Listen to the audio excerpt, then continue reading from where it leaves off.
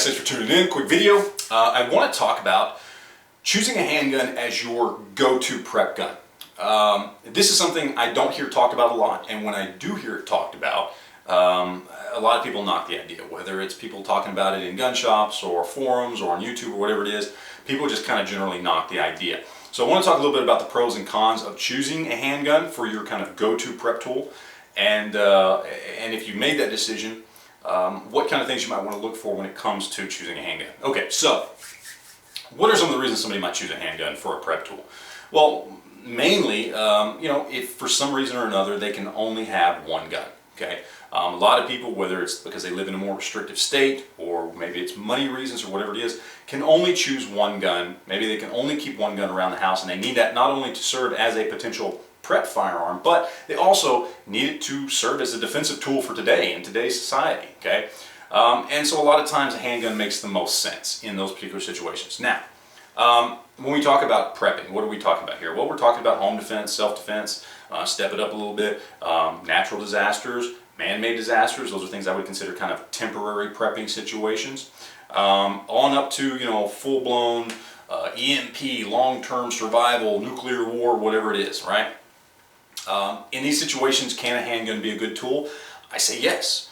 Obviously, home defense, self-defense, that speaks for itself. Everybody's talked about that. Everybody's had that conversation about handguns for home defense, and they work, okay? But let's talk about like temporary disasters, okay? Let's talk about like a Hurricane Katrina or a 9/11. Disasters where society is still intact, but it's skewed, where the chances of you having to defend yourself against a criminal or defend your family or defend your property against a criminal go up greatly. Or the chances of you having a negative encounter with some form of law enforcement, whether it's local, state, federal, National Guard, whatever, those chances go up greatly.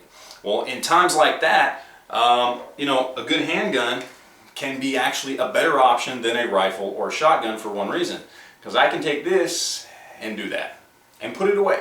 Holster, behind a seat, in a toolbox, whatever, glove compartment, and people don't know I have it. And that concealability gives me a good advantage in a prepping situation where society is still intact, but I need to defend myself even more so than I normally would. Okay, and that's a great advantage for a handgun. Now, if it comes to like long-term SHTF, I'm hunting for survival kind of thing, yes, of course, a handgun is not the best choice. You want a good bolt-action rifle or shotgun. But in most other prepping situations, surprisingly enough, this can be maybe even the best prep tool you can have. It doesn't do everything? No, it doesn't. And it's the reason why most of us have several firearms, but some people can't, and that's why we have to talk about things like this. So,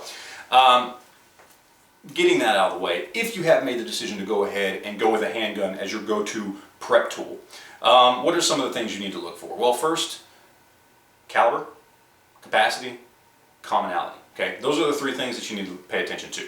Caliber, I say stick to anything 9mm or up. So 9mm, 38 Special, 357, 40, 45, those are all good calibers. They're going to do what you need them to do when you need it to do it.